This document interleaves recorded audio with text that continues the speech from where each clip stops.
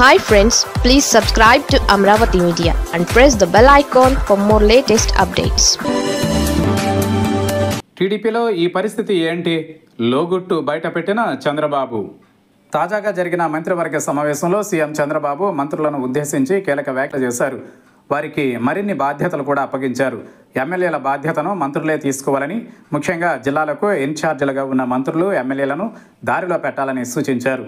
పూర్తి స్థాయిలో కొత్తగా ఎన్నికైన ఎమ్మెల్యేలను దారిలో పెట్టాలని, వారికి అవగాహన లేకపోతే అవగాహన కల్పించాలని కూడా ఆయన చెప్పుకొచ్చారు.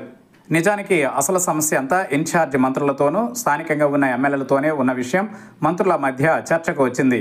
ఎందుకంటే ఇన్ఛార్జ్ మంత్రులతో స్థానికంగా ఉన్న ఎమ్మెల్యేలకు తీవ్ర వివాదాలు నడుస్తున్నాయి.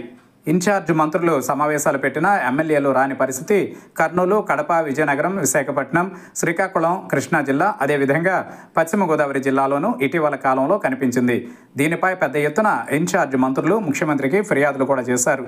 తాము సమావేశాలు పెడుతున్నామని, కానీ కలెక్టర్లు సహా ఎమ్మెల్యేలు కూడా సమావేశాలకు రాకుండా ఇబ్బంది పెడుతున్నారని కూడా ఆయన చెప్పారు. పరిస్థితి ఈ రకంగా ఉన్నప్పుడు ఇన్ఛార్జ్ మంత్రులకు బాధ్యతలు అప్పగించి ప్రయోజనం ఏంటన్నది పెద్ద ప్రశ్న. నిజానికి ఇన్ఛార్జ్ మంత్రుల మాట ఎమ్మెల్యేలు వినే పరిస్థితిలో ఉన్నారా? అసలు స్థానికంగా ఏం జరుగుతోంది అనే విషయాలపై సీఎం చంద్రబాబు దృష్టి పెడితే తప్ప పార్టీ పరంగా జరుగుతున్నటువంటి అనేక లోపాలు పరిష్కారమయ్యే అవకాశం కనిపించడం లేదు.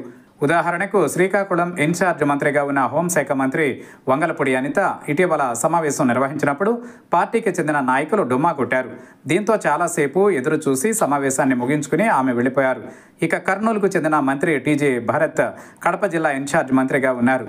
ఆయన పరిస్థితి ఇంకా దారుణంగా ఉందనే వాదన వినిపిస్తోంది.